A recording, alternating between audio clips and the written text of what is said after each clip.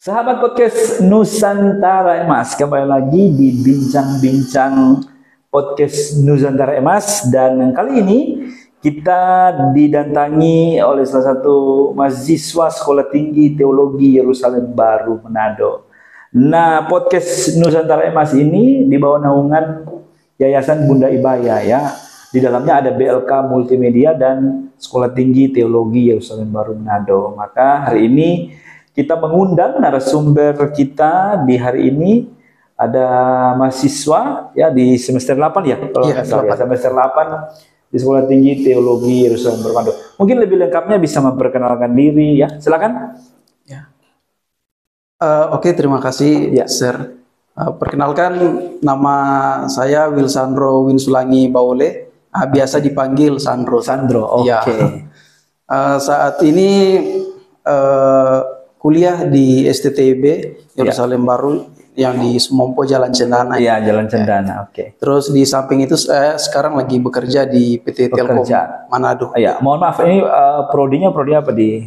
Prodinya Pak, tapi konsentrasi pendidikan digital. Digital. Oke. Memang tepatnya kalau tadi bilang kerjanya di PT Telkom Manado. PT Telkom ya. Jabatannya apa di kalau di PT Telkom jabatannya apa nih? Kalau sekarang jabatannya tim leader B2C B2B Manado area. Oh, berarti strategi ya, jabatannya strategi di Telkom. Dan sudah berapa lama kerjaan? Sudah berapa lama? Bekerja kurang lebih 6 tahun, Sir. 6 tahun, wah, luar biasa. Jadi mungkin topik yang paling bagus kita angkat ini kesuksesan karir ya.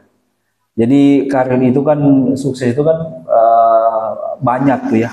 Sukses pekerjaan, sukses studi, sukses keluarga. Nah, kali ini kita melihat kesuksesan karir, kemudian kesuksesan studi juga. Karena sekarang sudah semester berapa, Sandro? Sudah 8. Semester 8 ya. Berarti tahun ini wisuda. Wisuda tahun. Wow, luar biasa ya. Jadi mungkin sebagian anak muda kalau kuliah itu kan pasti sibuk lah ya. Nah, ini apalagi Sandro kan sudah kerja ya. Iya. 6 tahun lagi kerja. Jadi ini kerja sambil kuliah ya, karir sambil studi. Jadi bagaimana Sandro bisa memanage waktu ya dengan padatnya perkuliahan di kampus itu seperti apa manage waktunya? Ya tentunya kalau saya kerjakan paginya kerja. Paginya kerja. Ya, terus biasakan saya mata kuliahnya itu sore. Sore. Iya. Ya. Terus kebetulan di STB ini kan kita kan kuliah fleksibel. Fleksibel ya. Jadi bisa diatur waktu. Atur waktu ya, tentunya harus ada percakapan dengan dosen yang bersangkutan ya. Berarti bagus juga ya karena dosennya mengerti. Iya, mengerti ya. Mengerti ya. Mungkin kita bisa itu kan relatif ya, menyesuaikan waktu dan sebagainya. Nah, itu jadi bisa jadi pagi sampai sore kerja, kemudian lanjut kuliah. Nah, menurut Sandro ada nggak tantangan-tantangan yang didapati di lapangan ketika harus memanage kerja dan studi? Tantangan apa yang paling Sandro dari kuliah dari semester 1 sampai semester 8 ini, tantangan apa yang didapati? Ya, tentunya untuk tantangan sendiri banyak sih, tapi salah satunya itu yang paling dominan saya dapat ketika saya harus bekerja di samping saya kuliah itu, yaitu cara saya memanage waktu. Nah, itu contoh ketika saya ada event-event di luar, terus sorenya saya harus kuliah, yaitu saya koordinasi dengan dosen-dosen prodi, mungkin untuk izin atau juga saya ikut di mata kuliah kedua. Tentunya dosen-dosen di STB sangat paham sih bagi kami para pekerja. Iya, betul ya. Jadi harus dipahami ya kondisi keadaan ya. Karena di mana mahasiswanya kerja, jadi dosennya harus memaklumi ya. Oke, jadi itu baik ya. Saya bagus juga ini kalau ada kampus-kampus yang seperti satunya Sekolah Tinggi Teologi Baru Manado. Ini bagus juga menghadirkan jam-jam tertentu untuk supaya mahasiswa itu bisa kerja dan bisa kuliah ya. Oke, menurut Sandro karir itu bagaimana? Karena kan sekarang tuh banyak ya di media sosial tuh anak-anak muda Indonesia tuh kadang setelah lulus juga nganggur ya, bingung mau buat apa. Sedangkan Sandro ini kalau kita lihat kan 6 tahun nih ya, 6 tahun, bahkan banyak sekarang anak-anak muda yang hashtag kabur aja dulu Kabur ke aja dulu, ya, ke luar iya. negeri Ke luar negeri, ya. Sedangkan sebenarnya kalau di Indonesia aja sebenarnya banyak ya pekerjaan dan itu niat ya, tergantung, maksudnya tergantung pribadi orang itu ya. Jadi bagaimana Sandro melihat kasus-kasus yang ada di khusus di Indonesia ini ya, ada yang nganggur selesai kuliah, ada yang nganggur sudah sarjana, bahkan sudah ada yang S2, S3 tapi masih nganggur ya kan. Sandro ini kan mungkin nggak tahu 6 tahun itu apa lulus SMA sudah kerja ataukah bagaimana, coba ceritakan dulu. Iya, jadi pas lulus SMA itu kira-kira tahun 2016-17 itu, setelah lulus saya kebetulan kan MOU dengan Telkom. Telkom ya. Terus saya daftar di situ. Diterima. Jadi tahun berapa itu diterima? Itu tahun 2017 bulan Juli kalau nggak salah itu. Oh, tahun 2017. Jadi sudah 6 tahun ya. Iya. Oh, berarti jadi sebenarnya mindset juga itu ya, pola pikir tiap orang tuh kan beda-beda ya menanggapi ya. Jadi Sandro ini sebenarnya kalau lulus sudah nggak mau pusing-pusing lagi, apalagi kan konsentrasinya digital ya, menjawab berhubungan lah dengan pekerjaan ya di Telkom. Jadi sudah bingung-bingung lagi untuk cari kerja, dan ini ya kalau di Indonesia sendiri skill itu mungkin urutan kesekian, yang penting ada ijazah dan sebagainya. Gelar dulu S1, makanya ini mungkin salah satu faktor kenapa Sandro harus kalau mau lihat di karir kan sudah 6 tahun dengan posisi strategis di Telkom ya, punya jabatan. Jadi apa yang mendorong Sandro untuk ambil S1 itu, kuliah lanjut? Walaupun kita punya skill, terus bisa multi skill sebagainya, tapi knowledge kita tidak berkembang, kita kita tambah. Tentunya kita masih stuck di posisi itu. Jadi untuk agar lebih knowledge saya bertambah ya saya kuliah. Ya kan, jadi penting juga ya itu. Penting, sangat penting. Sangat penting pengetahuan. Jadi skill dan pengetahuan itu harus berimbang gitu ya. Makanya ambil S1 ini.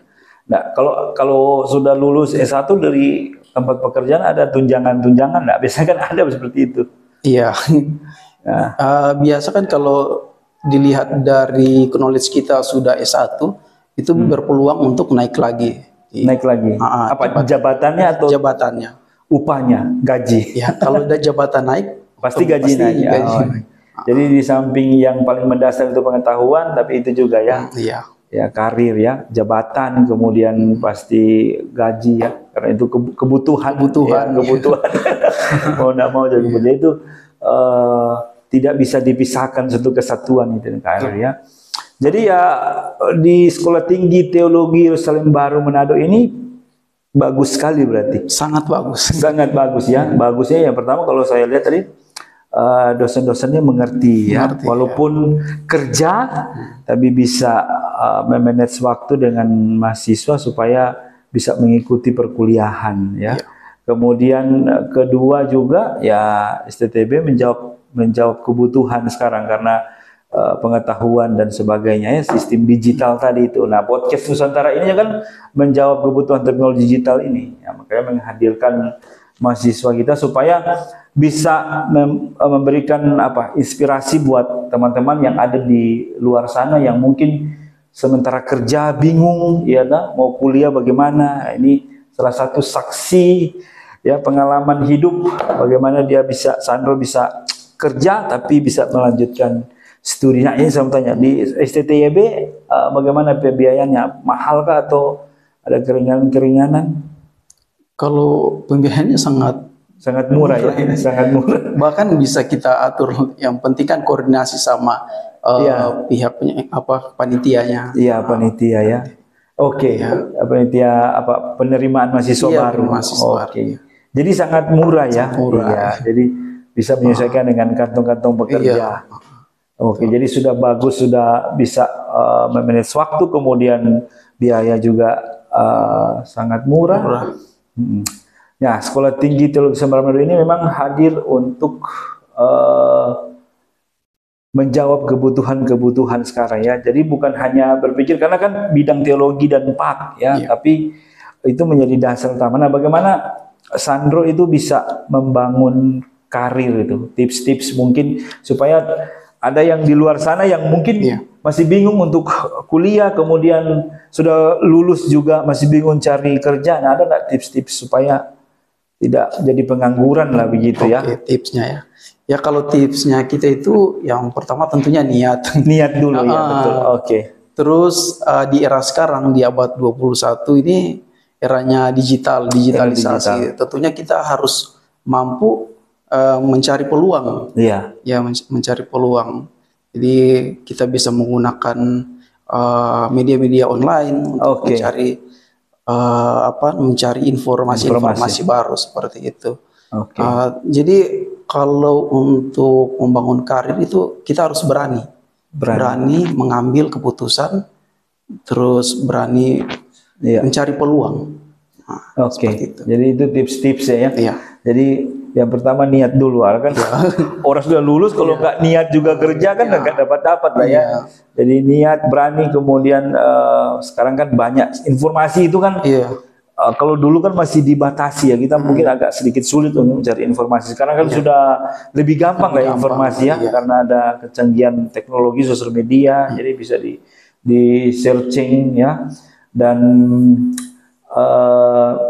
memang ini tantangan sekarang ya, lebih mudah tapi lebih sulit. Lebih mudah tapi sulit ya. Nah, jadi bagaimana tantangan terbesar Sandro dalam mengembangkan diri hingga sukses jadi tim leader tuh? Ya, proses berjalan sehingga Sandro tuh jadi tim leader di tempat kerja di Telkomsel. Ya, yang pertama seperti yang saya info tadi itu kita harus berani mencari peluang. Waktu tahun 2017 sampai 2020 kalau nggak salah itu, saya bangun karir saya masih teknisi waktu itu. Oh, masih teknisi? Iya, teknisi. Jadi dari teknisi kemudian saya berani mengambil keputusan. Saya coba bertanya kepada atasan, di sini ada ada lowongan nggak, ada posisi yang kosong nggak? Jadi di situ saya mendaftar, daftar pertama gagal, terus mencoba lagi. Oh, ada gagal ya, ada gagal untuk naik. Ada gagal. Jadi mungkin dari tes online-nya seperti itu kan gagal, bisa jadi gagal di tes online. Terus 3 kali saya coba, kemudian 3 kali? Iya, 3 kali coba tembus. Itu berarti 3 kali coba, ketiga kali itu diterima? Berarti 2 kali gagal. Nah, ini berarti perjuangan. Ya? Jadi tidak mudah. Jadi pikir saya langsung mendaftar langsung diterima, ternyata ada kegagalan juga. Ya karena niat tadi ya. Niat untuk kerja. Mulai dari bawah lah dulu. Dari teknisi kemudian tim leader ya. Itu jadi tim leader itu tahun berapa itu naik kalau jabatan? Kalau salah 2022 itu. 2022. Iya. Maksudnya sekitar 3 tahun ini ya. Iya. 2022 sebagai tim itu tidak mudah juga ya. Jadi sebelum jadi tim leader itu saya mendapat tugas dinas di luar. Oh, dinas di luar. Jadi pertama saya dapat tugas dinas di Telkom Ternate. Begitu. Iya, Telkom Ternate kurang lebih itu pernah 1 bulan tapi bolak-balik lagi. Bolak-balik. Iya. Dari situ kemudian dapat tugas lagi dinas di Telkom Timika. Timika. Iya, Timika. Di sana ya. Timika sekitaran 2 bulan Timika, kemudian Jayapura. Iya. Jadi medan-medannya bukan medan-medan gampang juga sih, karena Papua ini medan-medan yang memang harus secara fisik harus bagus, secara mental juga harus bagus, karena kan di bagian timur sana ya. Betul. Bahkan kami pernah ditempatkan di lokasi-lokasi yang rawan memang itu. Mungkin di pelosok-pelosok, tidak ada jaringan dan sebagainya ya. Wah, itu tantangan juga. Ya, kemudian balik lagi dari Papua, ditempatkan lagi di Bogor, Jawa Barat. Nah, itu mungkin sedikit inilah ya. Karena kalau di Jawa kan sudah berkembang lah mungkin. Di Bogor, Jawa Barat itu sekitaran 4 bulan. 4 bulan. Iya. Lebih lama ya kalau Iya, kemudian ya balik lagi, balik lagi. ya, saya disuruh atasan untuk coba tes lagi. Nah, Oke, jadi perjuangan itu luar biasa iya, ya. Jadi itulah ya. Jadi ya generasi sekarang ya, saya juga nggak bisa berikan komentar lebih juga ya bagaimana generasi sekarang mereka bisa ya itu tergantung kembali lagi tergantung pribadi ya. Jadi ini kesaksian yang memang secara karir ada juga kegagalan, ada juga perjuangan. Karena kalau di Papua itu pikir saya pernah di 1 tahun di Papua ya orang cerita-cerita wah malaria karena sempat sakit. Kalau saya di Timika tidak pernah. Oh tidak pernah malaria. Kalau saya pernah itu di Papua. Dan itu perjuangan tentunya balik. Tapi belum ini kan belum berkeluarga ya. Iya belum. Masih sendiri. Jadi tantangannya itu belum inilah ya. Kalau sudah berkeluarga beda lagi tuh tantangannya. Nah, apa harapan terbesar Sandro ya antara ini kan masih studi lah. Dikatakan studi ini kan semester 8 mempersiapkan untuk wisuda. Pastinya butuh biaya juga untuk wisuda dan sebagainya. Nah, harapan terbesar Sandro antara karir itu dan studi lanjut ini apa? Kalau dari studi harapan saya semoga kedepannya saya bisa setelah melanjutkan S1 saya bisa lanjut S2. S2, waduh. Di STTB juga. Iya. Puji Tuhan ya. Karena STTB menjawab itu ya, menjawab waktu itu ya antara kerja dan kuliah. Jadi harapannya selesai S1 lanjut S2. Ya, tadi karena pengetahuan itu penting. Ya. Nah, kalau di karir itu bagaimana di karir? Ya, kalau karir ya kalau sudah ada peluang saya coba lagi. Coba lagi. Ya, mungkin ada jabatan-jabatan yang lebih strategis tinggi mungkin ya. Jadi kalau jabatannya lebih tinggi kan pasti gajinya lebih. Iya. Dan mungkin capek itu ya. Oke. Ini kesaksian yang bagus. Mungkin apa yang mau disampaikan Sandro ya agar supaya bisa teman-teman di luar yang masih bingung untuk mau kuliah di mana karena masih memikirkan karir, memikirkan waktu, tenaga, uang. Nah, mungkin ada yang di sana yang Sandro mau ajak nih, ayo kita kuliah di Sekolah Tinggi Tosen Bernardo nih, lebih gampang, lebih mudah atau gimana? Silakan. Ya. Oke, teman-teman yang lagi bingung ya cari tempat kuliah yang waktunya sangat fleksibel terus bisa kita atur antara pekerjaan dan perkuliahan ya balance lah. Itu ya jangan lupa untuk kuliah di STTB Yerusalem Baru Manado. Oke, ya ini sudah diajak langsung nih. Ini saksi hidup nih antara karir dan studi ya. Jadi silakan. Sampai itu biaya sudah murah ya, juga fleksibel waktunya. Ya, oke. Jadi Sekolah Tinggi Teologi Sumber Manado bisa teman-teman daftarkan diri ya. Ini masih dalam periode pembukaan pendaftaran mahasiswa baru. Oke, ya closing statement ya. Silakan Sandro, apa yang Sandro mau bilang? Oh ya, kebetulan saya ini kan Gen Z, generasi Z. Zaman sekarang, di era sekarang itu Gen Z itu kayak dipandang apa ya? Orang-orang yang lemah, manja, don mentality, ketika dimarah langsung gitu ya. Teman-teman tentunya jangan berpikir seperti itu ya. Kita cobalah untuk menjadi diri sendiri, ya patahkan itu. Ya semua itu bukan karena dia Gen Z, Gen Alpha ya. Itu dari diri kita sendiri semua. Itu nggak ada yang Gen Z ini, Gen Z itu nggak ada. Tidak ada yang lebih hebat dari dulu sekarang ya. Iya. Apalagi sekarang kan eranya digital, itu eranya anak-anak muda untuk menciptakan kreativitas di bidang digitalisasi seperti itu. Jadi tetap semangat ya. Tetap semangat. Anak muda sekarang tetap semangat ya. Jadi niat tadi itu. Ini menambah semangat buat saya secara pribadi dan tentu buat sahabat podcast yang Nusantara yang ada di. Berikan tepuk tangan dulu.